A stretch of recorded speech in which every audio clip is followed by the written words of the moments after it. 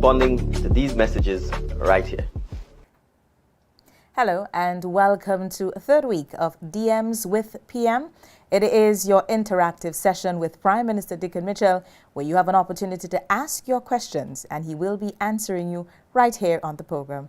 I am your host, Oslin Crosby, and it is always a pleasure to be here with you. Again, remember, it is your platform to ask your direct questions. Mr. Prime Minister, good evening again, and thank you so much for being here. Good evening. It's a pleasure to be here. Good evening to the viewers and listeners. It's also a pleasure to be with you again. I can't believe it's already the third edition of the program, so I'm happy to be here. Yes, it is. Yes, it is. Time is flying, and so too is the end of another month. It is the end of the fifth month of the year. It's going by quickly. How has it been for you, Prime Minister, for, well, another month? Well, May is a good month. We started off with recognizing our workers. Yes. And I have family members who are born in May as well, so there were birthday celebrations. Okay. We've had a good week. The Chelsea Flower Show. Yes. Congratulations to the Grenada team for yet again a fantastic performance. And it just demonstrates that notwithstanding our size and our resource limitation, that when it comes to performing on the international stage in many fields of endeavor, we consistently punch above our weight. So I just want to take the opportunity to congratulate the team that again has gone up to the UK and performed well and made Grenada proud. We need to just replicate some of what happens at the Chelsea Flower Show in Grenada on a permanent basis. I agree, and it is something that you usually see the exhibit at Grenlec every year. So I think maybe other business places can endorse that. Yes, but I think even beyond just the exhibits at business places, I actually think we need to have a national flora and fauna garden that gives us the opportunity to allow our horticulturists to actually display on a permanent basis for locals and for international and regional guests what we have to offer. So it is something that I know the Minister for Culture, the Minister for Tourism is something that they're looking at, but I think it is something we need to take on seriously. I agree. Flowers also, if we can start, May is wrapping up. We know that we're about to go into our active season, Carnival. We are moving into that time because I think I heard of Carnival City starting soon. So it means that SMC is moving. The light part of that time is coming again. It is. It seems as if the season is starting earlier and earlier. To some extent, that is good. And I want to congratulate the SMC for trying to start the season early. I obviously want to wish them best of luck with making sure that we are well organized, logistics are in place, and that we take the safety and security of our patrons seriously and the citizens seriously and our guests. Yes. We want to make sure that we have good, clean fun. I do want to highlight one thing, though, that I've seen Jab Jab already being played on the Nation Rolls. It's a little too early for that, so there's something that we have to talk about. There's Carnival season and there's non-Carnival season. We're not quite yet into the Carnival season, so I think this is something that I want our citizens to appreciate, that Carnival is a season. Yeah. It's a particular time of the year, and we need to make sure that we do so safely within that season. It's just too early to have Jab Jab being played on the roads. I see it in Grandlands on the main road. I've seen it in some of the villages already. So it's something that we have to talk to Spice Mass and to revelers and so on about, to make sure that we are able to do this safely and securely. But outside of that, I think we want to make sure that our steel pans, calypsonians, the musicians, the carnival queens, practicing our art and craft. This is also, I think, an important part of our carnival celebrations. We need to make sure that our art or craft or market and food vendors also get an opportunity to take part in the events and to be able to earn a living, the hotels, etc. So I expect it will be a bumper season, and I look forward to it. From all indications, the music are coming out and it seems exciting, so let's see what happens. I want to wish all of them the best, because the season starts, the competition would start stepping in. You spoke about the jabs that you're seeing, and it also gives our traditional mass and so an opportunity to start preparing, because it takes some time. They have to practice. All of that has to happen. Our artists has to go into the studios, writing and everything else that goes with the season. I think what's interesting, though, is that some people, we often think that it's just what we see on the day of Carnival. Carnival takes a lot. SMC has a lot of work to do. No, absolutely. It's, I suppose once the food looks good, no one asks what's going on in the kitchen.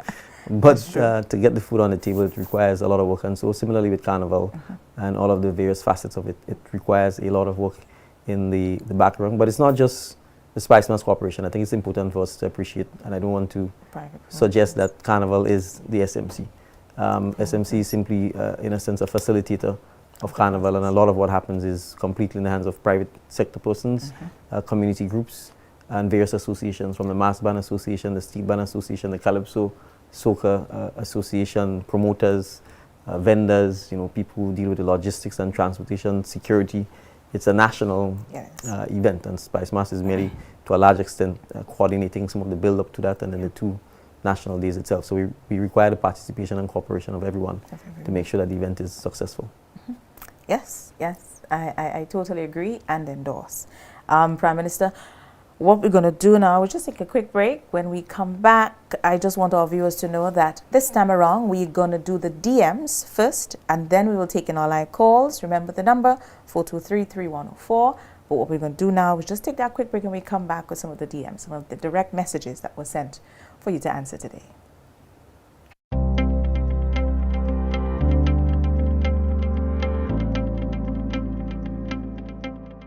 Welcome to the Cinnamon Model, one of the many stunning designs in Project 500. The home offers 944 square feet of living space, not including the veranda. It includes 3 bedrooms, 2 bathrooms, and a dedicated laundry storage area, all centered around an open kitchen, living, and dining space for everyday comfort. In the current view, with work at 70% completion, having rough plumbing already in place, electrical, interior walls, and ceiling finishes to be installed soon.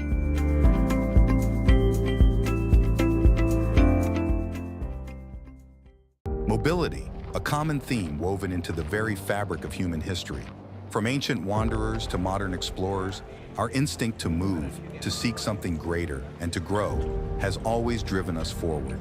Imagine a journey into pathways of boundless opportunities and endless possibilities. A collective future where the vibrant rhythms of the Caribbean, rich culture, and welcoming community create unforgettable experiences. Beyond citizenship by investment, we believe in our collective investment of time, resources, and energy that fosters innovation, creates jobs, and enriches lives, driving the growth of an entire nation. The Investment Migration Agency Grenada boasts over a decade of exceptional service and remains committed to guiding you toward global mobility and economic freedom through investment. Your journey becomes our shared story of progress and prosperity. This is an invitation to be part of something greater, something enduring. Begin your journey at imagrenada.gd. IMA Grenada. Unlock the possibilities. Welcome back. Thank you so much for joining us. If you are just doing so, you only missed a small talk, just some chit chat with the Prime Minister. Now we go into our DM, some of the direct messages that were sent, that you would have sent to the Prime Minister for an answer.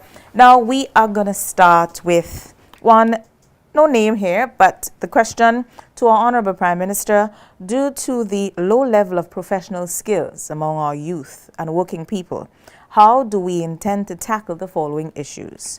Modern boat building and upgrading of our police service to use drone technology. Well, I'll start with the second one. The police are already using drone technology.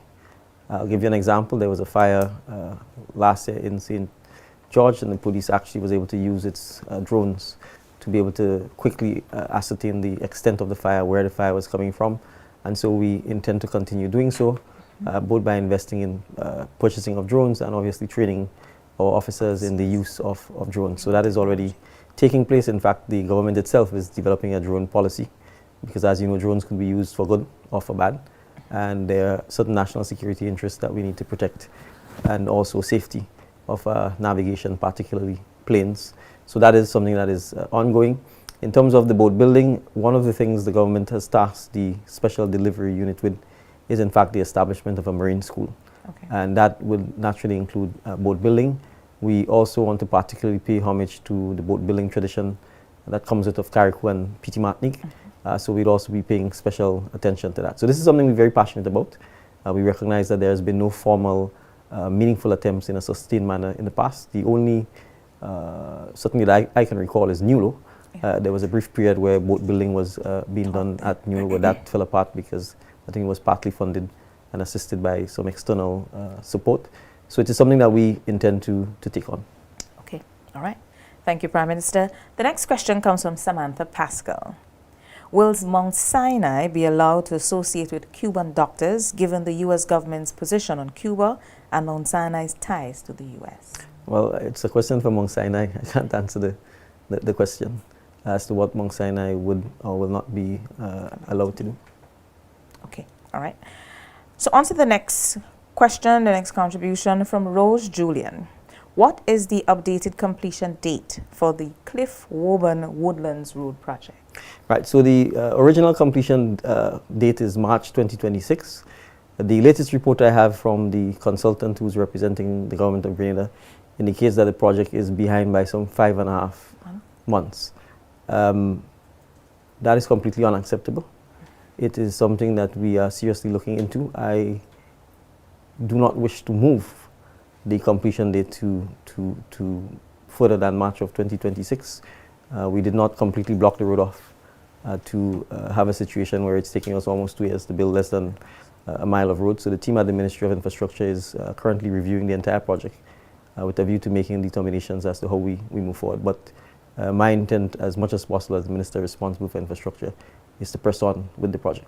Okay, all right. Thank you again, Prime Minister. Princesca Isabel. Do you believe Grenada is sufficiently prepared for the hurricane season? I don't know that we ever sufficiently prepared. What we have to do, I think each of us, is continue ensuring that we take hurricane preparedness seriously, ensure that we have our hurricane plans, ensure that we stock up on dry food, cans, ensure that we strengthen our residences or businesses, ensure that we ensure that the staff at business places, our family and friends at homes, have evacuation plans, for example, take issues such as flash flooding, landslide warnings and so on seriously, and make sure that we have a long-term, and I'm saying long-term here meaning at least 6-month plan once we get to, frankly, the 1st of June. So it is something that requires ongoing education, ongoing support. NADMA will be distributing hurricane relief preparedness supplies, which were donated by the Kingdom of Saudi Arabia throughout this week and next week. But it's important for us to appreciate that we have to accept we live in the hurricane belt. We've had 3 hurricanes in 20 years, and so we need to make sure that we constantly prepare and educate the population. We do have relatively early enough warnings if storms are approaching or if we have bad weather approaching. And I think it's just to make sure that we drill into ourselves the discipline of being prepared for it. I think we're doing a better job. I think the response from Hurricane Beryl shows that, but we can't become complacent. Totally agree. I endorse this one. Anita Edwards is our next contributor.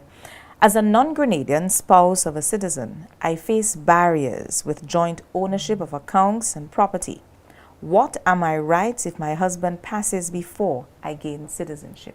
Well, that sounds like legal advice, Anita. If you are married to a Grenadian, you're entitled to citizenship under our constitution. So you simply perhaps need to retain a lawyer more for the purpose of completing the application process.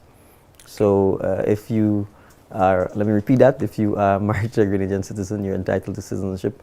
And I think it's a question of completing the registration process for that. And then the laws of Grenada will treat you as it treats any other citizen. Okay. I think Ms. Edwards decided to tap into your professional opinion here. Yeah, for the record, I can't practice law while I'm the Prime Minister or any government minister. Okay. Kesey Newton Pear. Is there any update on resolving the medicine shortage at hospitals and clinics? Also, a dangerous hole in the road at Cookhill near Grenville Preschool needs urgent attention. Can we get pedestrian crossings near the current government school and Cemetery Junction? So that's 3 in 1. All right, so let's go to move one at a time. So one at a time, let's start. Is there any update on resolving the medicine shortage at hospitals and clinics? I don't know that there's a medicine shortage at hospital and clinics, and if there was one, I'm pretty sure that it's been resolved. We have to appreciate that from time to time, this is always about supply chain, and we'd appreciate most of our medicines are imported from outside of Grenada. They're either imported regionally or internationally. Within the OECS, we have a joint procurement system that treats with the procurement of medicines. As you would appreciate, in some instances, the hospitals and the clinics would also be procuring from our own wholesale and retail suppliers, and that is something that just has to be constantly managed. I know the Ministry of Health has certainly made a dedicated effort to reviewing things like the stores, the stock taking process, and to get to a point where it can improve the reliability of medicines. But at this stage, I'm not aware that there's any challenge with that. Any challenge, right? The other two related to road conditions, that there's a dangerous hole At Cook Hill? at Cook Hill near the Grenville Preschool that need urgent attention. Well, I'll bring that to the attention of the road officers to make sure that they can have it addressed. And a request for a pedestrian crossing near the Corinth Government School and Cemetery Junction. Current Government School in Cemetery Junction. I will note that. If one doesn't exist, we can certainly speak to the police as well as the Transport Commission to see if one can be effective. Can be effective. So thank you for bringing it to our attention. All right. Thank you, Prime Minister. Anita Simon, what are the plans to support assistant teachers under the Emani program in terms of training, certification, and long-term employment in the education system? I don't like the word Emani teachers, so I'm not so sure if a lot of them still exist. 224 teachers are being regularized currently, and that's a significant number. I am guessing some of them may include persons who unfortunately were labeled that way. The Minister of Education and the team of the Ministry of Education and the Cabinet has taken a decision that ultimately we want all of our teachers to be properly trained and certified. And so this will be something that's going to take place on an ongoing basis. The Minister of Education and his team are also currently reviewing our scholarships program to make sure that we can have more targeted and focused emphasis on the types of scholarships we give. And I'm sure that would also include our teachers. But ultimately, it's important for us to appreciate that you have to have the academic qualifications and you have to have the certification to be able to teach properly. And I don't know if, as part of the labeling of persons as Emani, whether it meant when they entered the service, they did not have the necessary qualifications. If that is the case, then you are doing them a disservice. Because what you should first ensure is that they're at the point that when they enter, they do have the qualifications. And they have or if they don't, that there's a clear path towards that happening. So from our perspective, the certification, particularly teacher education, is critical, and this is something that over time we are hoping to get to the point where all teachers who stay in the service have the ability to be properly trained. Okay, right. Thank you, Ms. Simon, and thank you, Prime Minister, for that response. The next question from Lola718. How can I contribute to the new hospital? Is there a way for Grenadians to share what they'd like to see or apply to work there in the future? Absolutely. Well, the new hospital isn't built as yet, so when the time comes, we absolutely would be recruiting Grenadians first to work at the hospital. And second, in terms of ideas, as you're aware, we are going to be engaging in town hall engagements where information is being shared with what we intend to do. At this stage, we are still in the conceptual stage of, one, finding the funding, and two, identifying what are the clinical services that are critically important and to ensure that we have it at the hospital. And that comes from data. We have to see what are the things Grenadians suffer with, or what are the things they're most likely to die from, or what are the things that affects their morbidity, and then make sure that we can tailor the services to suit that. So none of these things have been completely concretized as yet. The Project Polaris team is also recruiting the marketing and communication team. And so I expect that as that happens and they roll out the programs, there'll be more direct engagement with the citizens to get their feedback and input in terms of the ultimate finalization of the actual clinical services that are offered, as well as the type of jobs that would be available. But rest assured, there'll be probably hundreds of jobs available for Grenadians, and it would be important for us to train up as early as possible Grenadians so that they can take this job, and crucially, obviously, the existing hospital staff. Okay, all right. Thank you, Prime Minister. Our next question is from Jody Purcell. What steps is the government taking to ensure that the national education curriculum aligns with the evolving demands of the job market?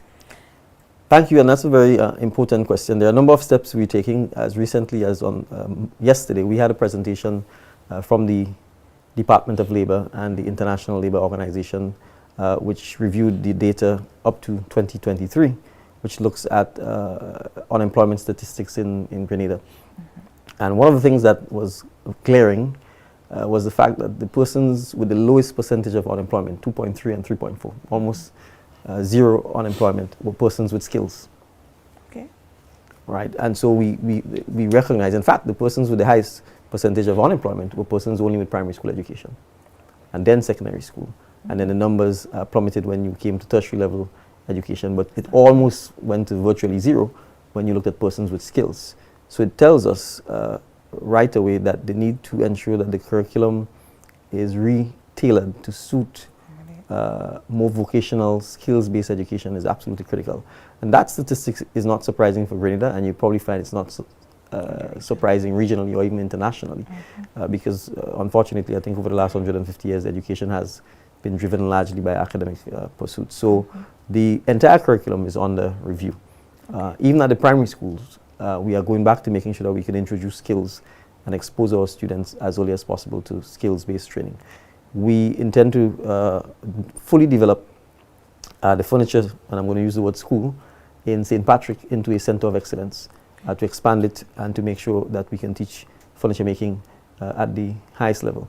The establishment of a marine school is also of critical importance because, again, the marine field is to a large extent skills-based and involves construction as well. So we recognize that construction, the marine economy, agriculture science is also absolutely critical because, believe it or not, agriculture is about skills. If you don't have the necessary skills and the necessary technical knowledge, whether it's in animal husbandry, whether it's in all of the emerging technologies that can assist with greenhouse farming, etc., then we will not be able to close the gap. Digital literacy is absolutely critical as well. That, to a large extent, is skills-based as well, and so we need to make sure that we realign the education curricula with this. But I want to say this because I think it's important. It isn't just going to be the Ministry of Education and the Minister of Education or the Cabinet of Grenada that is going to allow us to successfully make the kind of fundamental changes we need to the education curricula. It is going to be parents, principals, and teachers.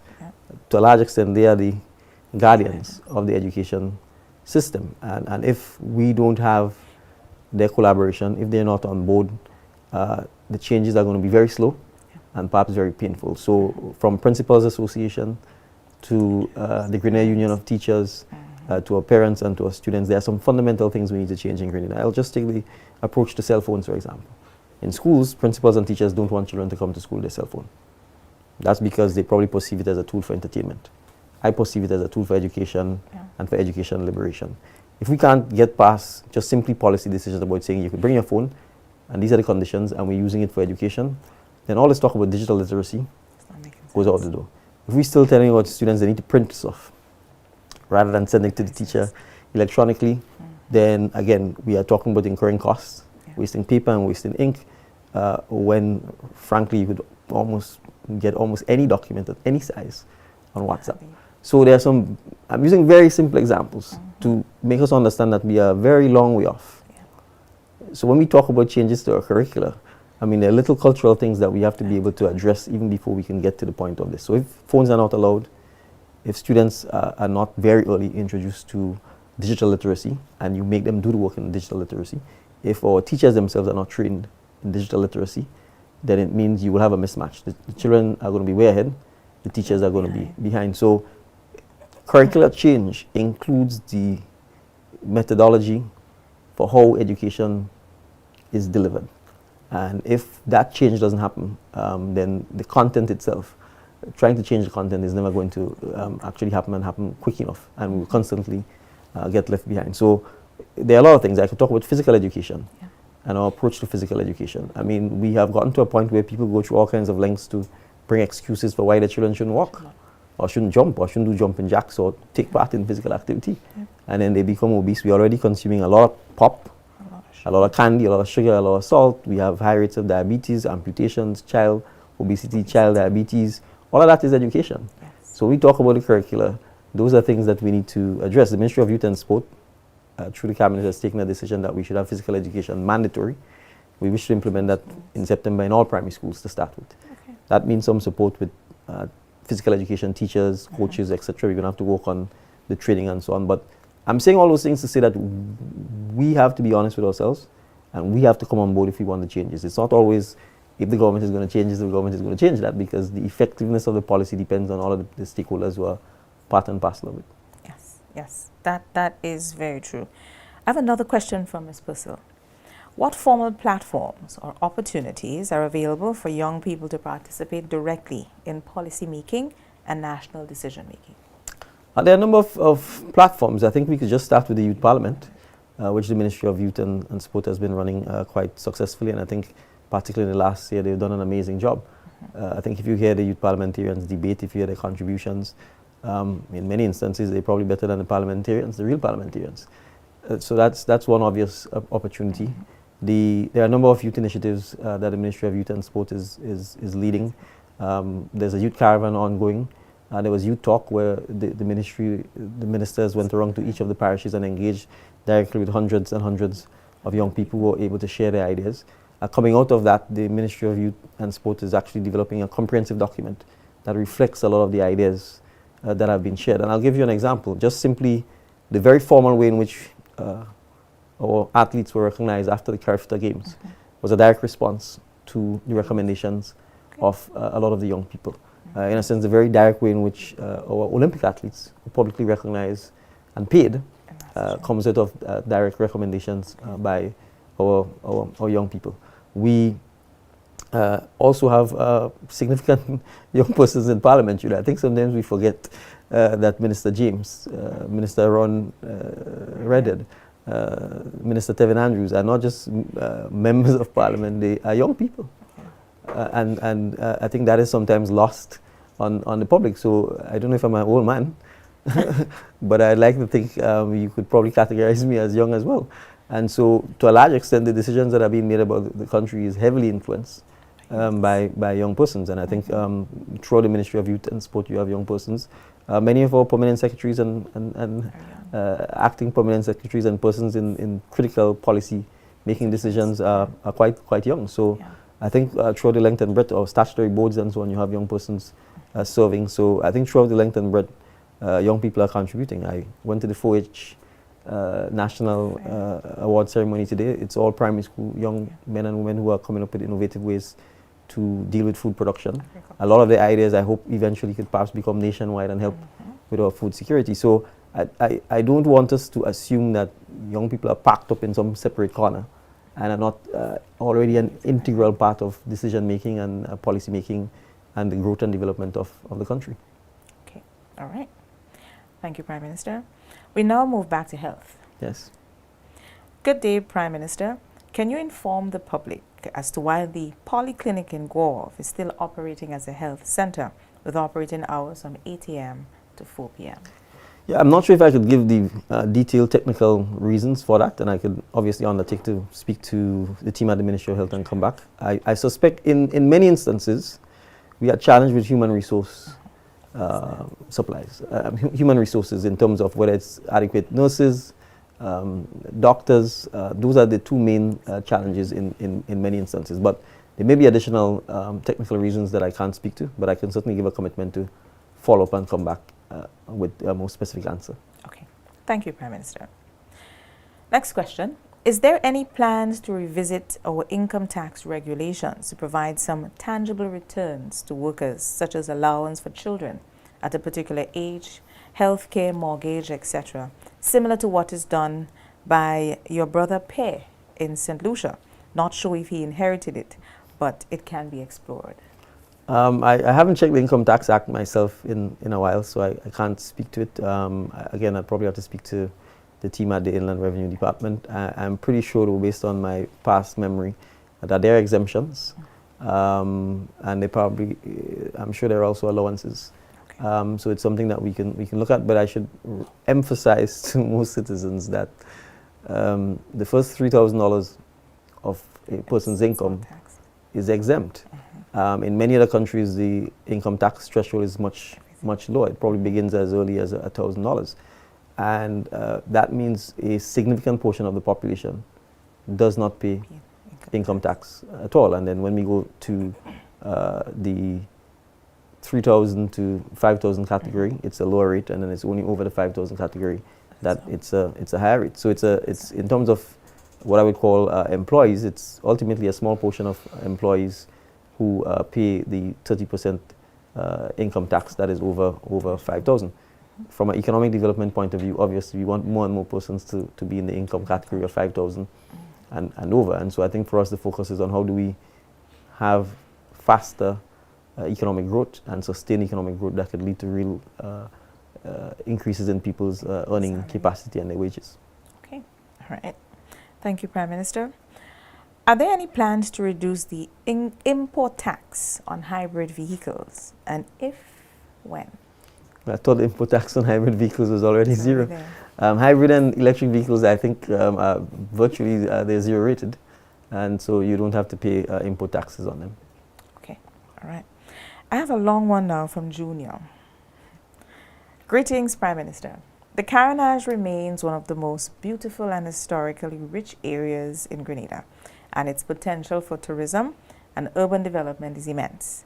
While restoration works such as upgrading the seawall, relocating fishing trawlers and cargo vessels, introducing boardwalks and social spaces are needed, I'd like to raise a broader concern related to its integration with the rest of St. George's. Currently, access to the Carnage is primarily through the Sendal Tunnel. As you know, this route has been long a traffic bottleneck, restricted by height, limited in one-way flow, and presenting safety challenges for pedestrians. I would like to suggest that government consider a long-term solution by re-evaluating the development of a ring road around the Hospital Point area connecting to the Ariza Car Park Service Road. The route can support two-way traffic, and with widening of the Wharf Road possibly requiring the removal of a few buildings near the Marine Villa Road, it could allow for improved vehicle flow.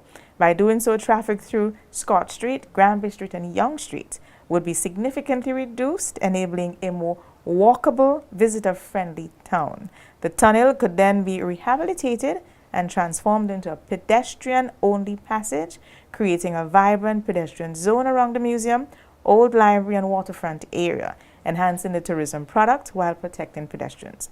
While this would require substantial investment and urban planning, I believe it is a worthy consideration for the future development of St. George's and the revitalization of our capital. Thank you for your time and continued leadership, Junior.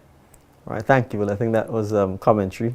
And, well, I do not disagree with the suggestion. In fact, some conceptual work has been done about the possibility of a ring road around what I would call the hospital cliff.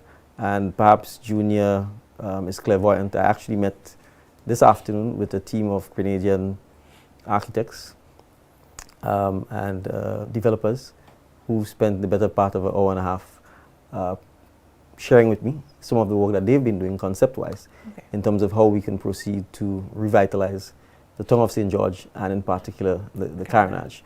And traffic management was one of the main issues that they've raised. So we intend to have a number of consultations with stakeholders from the Willie Redded Foundation, to more for architects and engineers, to other government departments, Planning and Development Authority, with the hope that we can get to a point where we can present to the nation for discussion and ultimate approval a St. George's National Rehabilitation and Revitalization Project. Okay, so Junior is actually timely. Yes. All right. So thank you again, Prime Minister. Viewers, thank you always for your contributions. We have shared a number of DMs with you. What we will do now is take a break. When we come back, we will be taking in some of your live calls. Remember, the number to call 423-3104. And please keep your questions short, direct, so that we can accommodate as much as possible. We'll be back shortly.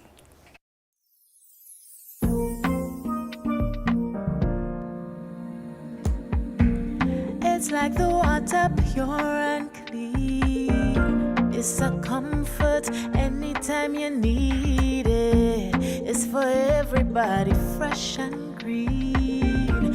You can count on us, there's nothing like it. It's homegrown. It's island pure. It's homegrown.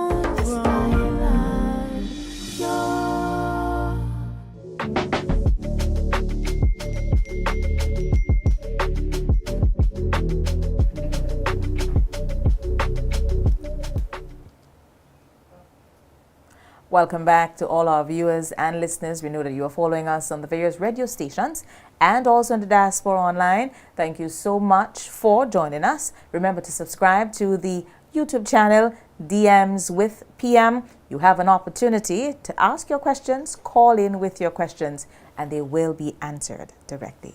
So, as I promised before we went on the break, we are going to go over now to direct calls. So, I think we do have a call on the line. Caller, good evening, and thank you so much for calling.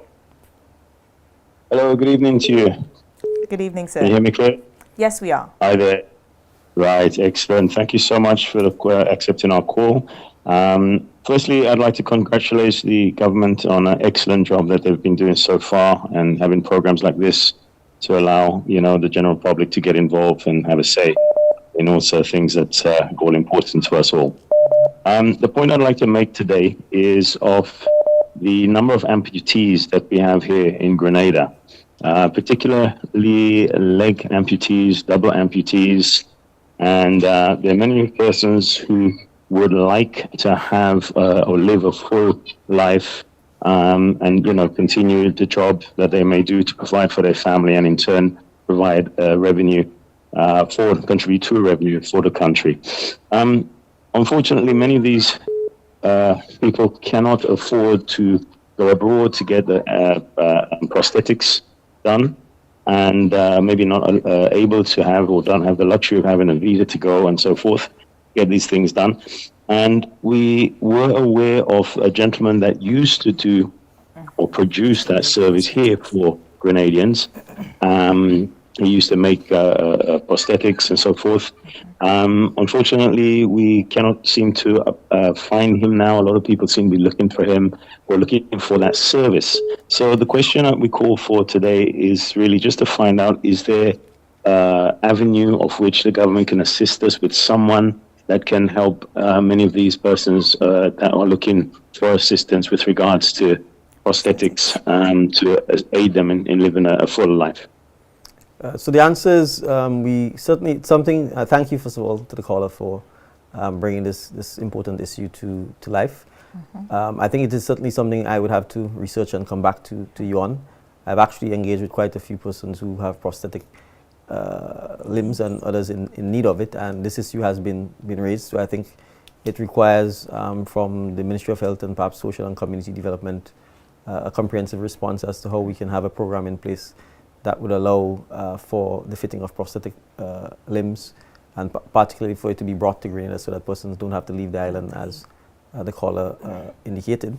But also the second part of it, which is just as important, is ensuring that we get to a point where people don't have to have their limbs amputated. And there are a number of potential treatments, including from Cuba, which we've been trying to work to bring here to minimize the risk of this happening. And as recently as on the weekend, there was a conference here, medical conference by Black American doctors from New York and California.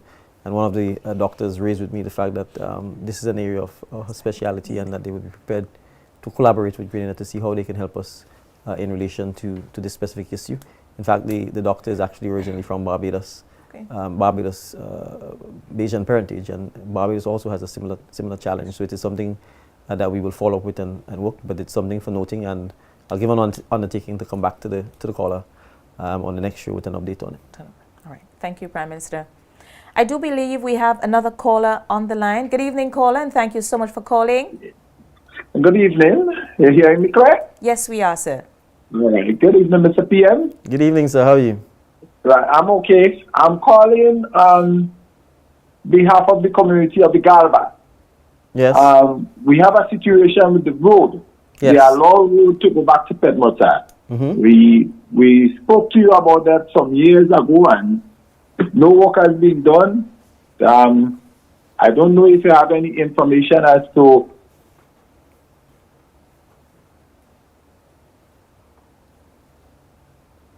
Okay, well, Caller, I think the call might have dropped. Yeah, we might have dropped it. So yes, I'm aware of the situation at the Galva, and like many of the roads in St. David that require attention, it's always a working progress. So it's one of the roads that we are looking at. I can't give you a definitive start date as to when it will start, but it is one of the roads that is in our to-do list. I have to say, road construction requires an enormous amount of resources, and in particular in circumstances where the roads have deteriorated quite badly. So it is a road on the to-do list. Okay, all right.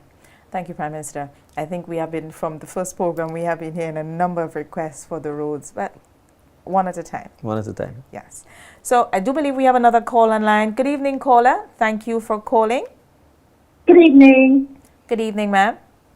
Hi, I'm calling from St. George's, Grenada. All right. Right.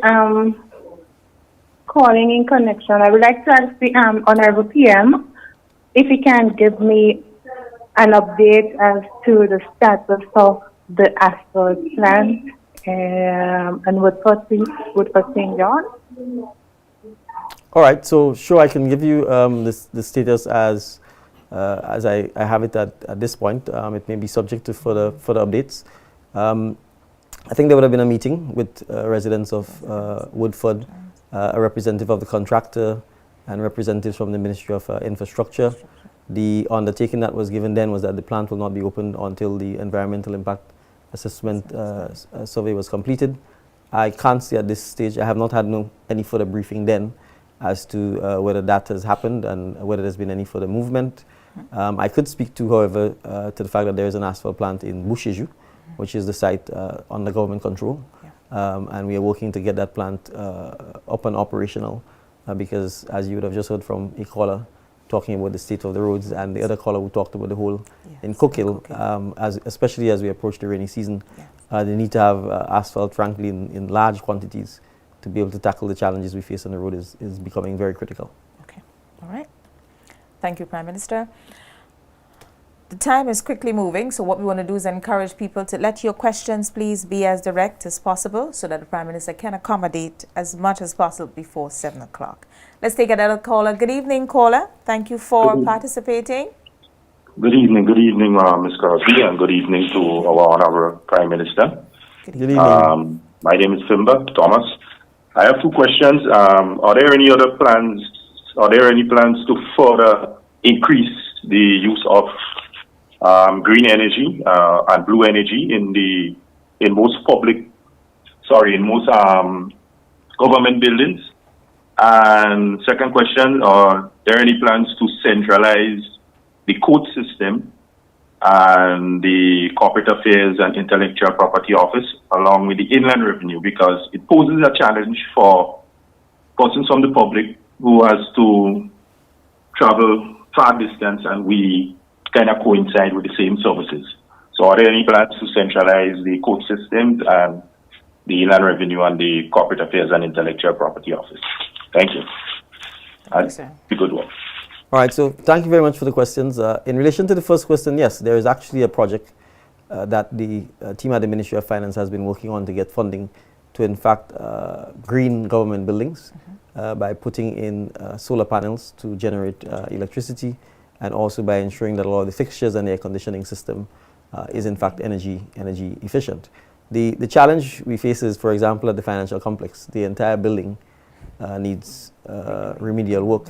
And currently, the Ministry of Finance has actually moved, or are in the process of moving, to the Galleria Mall in Grenada. So there's an opportunity there to obviously retrofit the entire building and make sure that it's green, make sure that the air conditioning system is energy efficient, make sure that even things like the water system, the taps, the toilets and so on are also water efficient, to ensure that we can put in things like additional storage tanks and so on, to ensure that we can also be mindful of things like water storage and so on. So yes, those plans are ongoing, even in schools, and as recently as last week, I think, for example, we had conversations with the embassy in China in terms of providing additional solar panels for, I think, one of the schools in St. George's.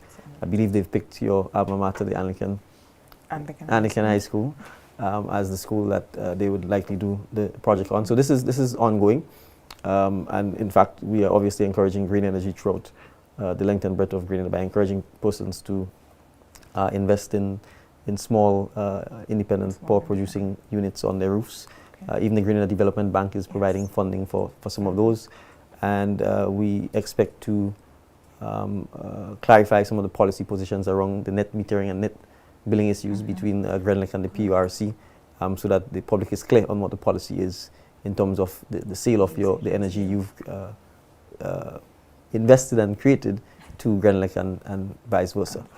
At this immediate point, there are no plans to centralize the services. I think most of it has to do with the fact that a lot of the government, unfortunately, the government offices are scattered all over the place, right? So if we take the court system, for example, there are plans afoot to have, obviously, a national court building, the Halls of Justice at Mount Welldale. That has to be built. That's the only way in which we can certainly centralize all of the courts in St. George's. Things like the intellectual property, the Corporate and Intellectual Property Office, Inland Revenue, even some elements of NIS, even some elements of GIDC, those things require comprehensive review so you can have a one-stop shop. So I agree that conceptually it is something that is highly desirable, but we have to put the necessary infrastructure in place to make sure that that happens. That will take some time, simply because as it is, because of the poor state of the buildings all over that we've inherited, staff are constantly being relocated to different areas to facilitate repairs, renovation, cleaning of mold. You know, those are some of the ongoing issues that we face, and unfortunately, some of it is so bad and so extreme that it's difficult not to be reactive, as opposed to taking a more long-term, holistic approach to it. But that is part of what we're also trying to do. And when we're able to, I think, do more of that, then we'll be able to centralize more of the government services and have a one-stop shop, including using technology that could help us achieve that. Okay. You were just speaking now about the buildings and the conditions. I take it that maintenance would be a part of the long-term plan to ensure that we don't get back to where we are now. Yes, and a good example of that will be in the education system. Yeah. We've taken the approach that we will retain contractors to engage in ongoing maintenance of the schools, especially the new schools or the schools that have been refurbished, so that we can monitor the state of the schools, we can properly maintain them, and you don't get to the point that when you're going to do an inspection thinking it's superficial maintenance, you then discover that the entire school is falling apart. And there are simple things, you know, a leaking pipe, if not addressed, could destroy an entire school or an entire floor of a school. So the maintenance, ongoing maintenance in a permanent, systematic way is going to have to be part and parcel of what we do, especially after we renovate and improve the buildings. Okay. Thank you, Prime Minister. We have another call online. Good evening, caller. Thank you for calling. Good evening. Good evening. I presented my question, but I didn't get it read out. But I have a question to the Prime Minister is why, and I've presented this question to him before, why is someone holding a Grenadian passport is not a citizen of Grenada? I mean, for instance, I'm a citizen of Grenada. I was born in Grenada, so was my husband. My daughter now has a citizen's passport. She was not born in Grenada, but she has a Grenadian passport. But she's not considered a citizen of Grenada. My question is why? And when all the paperwork is completed for her to be a citizen of Grenada, why does it take that long, almost 6 months now, to get a response to find out what is going on? That's one question. The other question, what is the status before you go to the second question, I want to make sure I can understand the first question. So to be clear, if you are born in Grenada, if your husband is born in Grenada, your child, whether they're born in Grenada or not, is considered under the Constitution of Grenada a citizen of Grenada. So I don't know. So I'm not clear as to why it is you're saying your child is not considered a citizen of Grenada. If you were born in Grenada. She was born in the U.S. She was born in the U.S. She holds a Grenada passport because of my husband and I. Well, I'm saying she can only hold a Grenada passport because she's a citizen of Grenada. That is not true, because she wanted to file, and I spoke to you. I sent a message to you about that. But I'm not debating that. I'm telling you she can only hold a passport because she is considered under the law of Grenada a citizen of Grenada. So she is a citizen of Grenada. No, well, I was told she's not, because she went to file some papers. She has a Grenada passport, and she went to file some papers for her daughter and her son. Right. So her daughter and her son cannot do it. Right. So let me explain that part to you. Her daughter, go ahead. Her daughter and son were not born in Grenada. No. Right. So under citizenship is conferred by law. Right. Yes. The law in Grenada, as per our constitution, is that our Constitution came into force in 1974. The Constitution says clearly, if you're born in Grenada after 1974, you are entitled to citizenship. And if your child is born outside of Grenada at the time that you had Grenadian citizenship, that child is entitled to citizenship. The Constitution does not allow for the third generation, or let me put it, the second generation of persons born outside of Grenada to be entitled to citizenship. That is what the current Constitution is. We we can argue about the desirability of it, and I know the Minister of Foreign Affairs has asked the Cabinet to consider relooking it. But I'm trying to explain what the current law is, right? Citizenship is not indefinite. That's just the law, that's the Constitution we inherited. The Constitution has never been changed. So the fact is, your daughter was born outside of Grenada. She's entitled to citizenship under the Constitution. But her children, being born outside of Grenada, are not entitled to citizenship under the law currently, because you would have two generations of persons who were born outside of Grenada. That's what the Constitution is. The only way in which we can change that is if there's debate and consensus, and then we can go back to Parliament to pass the necessary legislation that will allow for what I would call a second generation of persons born outside of Grenada to be entitled to citizenship. Okay, but she was told that she's not a citizen. That's what I was Yeah, well, that is not actually. But anyway. Yeah. Okay, the next question is, what is the status of the Mount Hartman quarry and the Chinese project that's supposed to be established? Right. So I can only say I believe the Mount Hartman quarry is still being operated by CCC. That is where a lot of the aggregate that we use on the roads for construction is coming from. In terms of the project that was supposed to be done by the Chinese, from my own observations, that project seems to be going nowhere. It is something that the government will have to review in conjunction with the Investment Migration Agency, and we are currently doing so. And after the review, we would be in a position to provide the public with a more full update. But as it stands right now, the project certainly, in Grenadian terms, is going nowhere. Okay. Thank you, caller. Thank you, Prime Minister.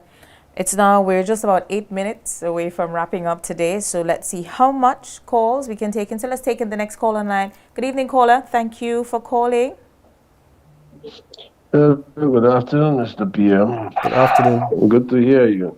On the question of diaspora, and the diaspora's contribution and role and the formalization and operationalization of the diaspora contributing towards the significant development of Grenada. What is your government doing? Because this diaspora issue has been around since around 2005, 2008. Why is it taking us 20 years to really operationalize something? And on the question of the... So sorry, diaspora, I'm not sure. When you say operationalize something, what do you mean? I'm not sure. I'm not clear. Okay, well, you have skilled people who are working and some who are retired. What systems do you have in place for them to participate in the development of Grenada? Well, that's what I'm talking about. Okay, so for example, people can come in and invest. But you have nurses, you have doctors, and you have other professionals. Do we have a system in place? So, for example, Grenada has had a problem in auditing for years.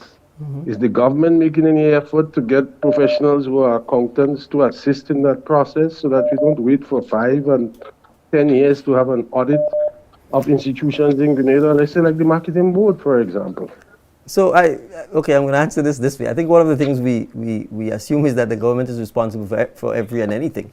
If you are a Grenadian living overseas and you're an engineer, you're an accountant, there's absolutely nothing preventing you from coming and setting up business in Grenada.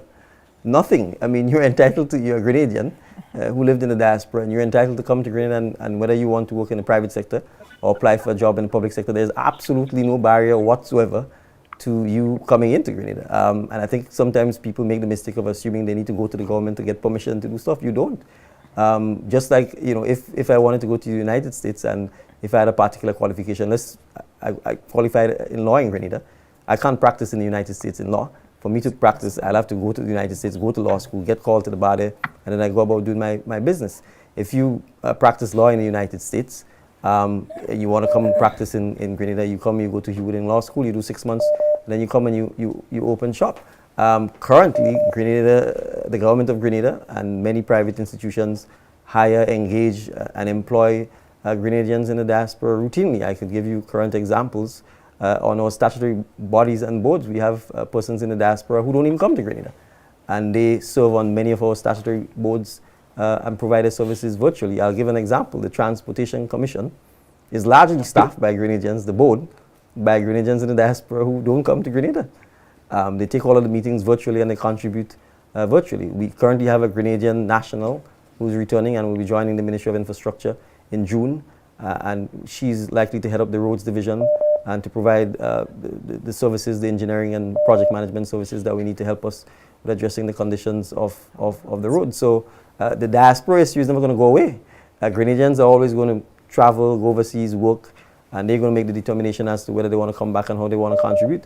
I think under our administration, we have actually been actively encouraging the diaspora to come to Grenada, to give back, to serve if you can in person, to serve virtually if you can, and I'm happy to say many of them have been doing so. And I've talked about the Grenada Diaspora Advisory Council, which is made up of Grenadians in the diaspora who are providing advisory services free of cost on a pro bono basis to the government of Grenada. In fact, one of them, Ms. Shawn Nakado, currently is the chairman of the Airports Authority.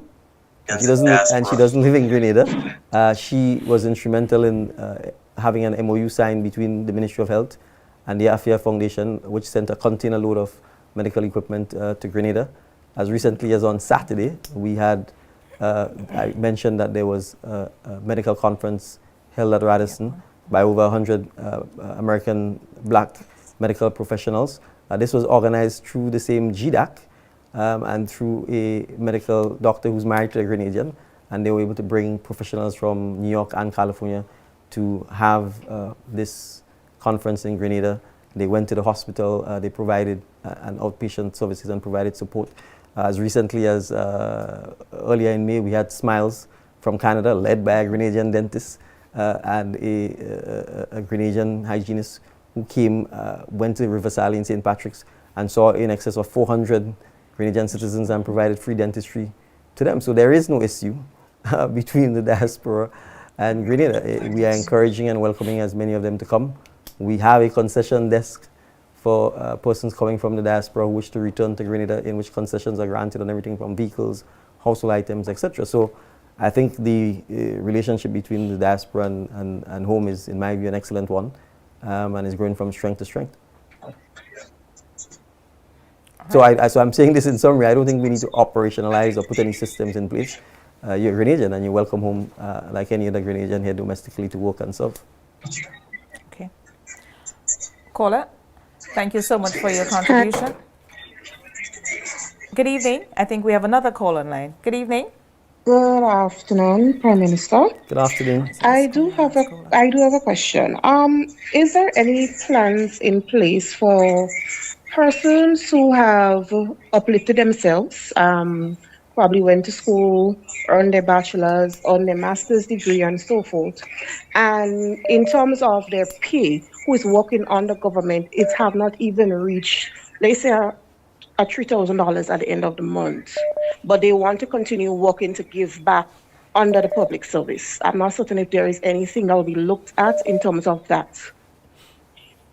I'm not sure I could answer the question. I mean, the Department of Public Administration, together with the various trade unions and so on, routinely engage in collective bargaining and job evaluation exercises. So it's difficult for me to, in a sense, pinpoint. I don't have all of the details of people's pay and grade and their salaries.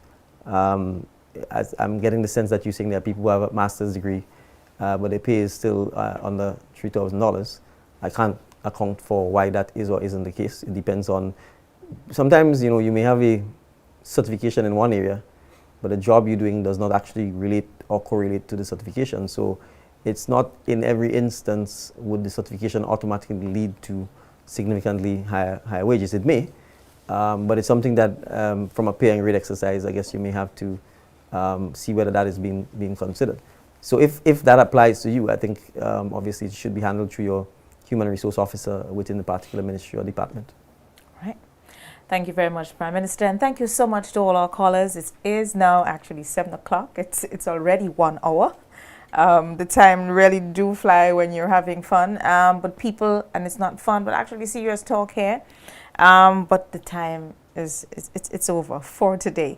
Prime Minister, we had a number of calls on roads, health, the diaspora. I think that is what we're hearing a lot of, at least for this week's program. We have heard it for the past 2 programs, and we realize that if it is not related to the health system, then it is our road conditions.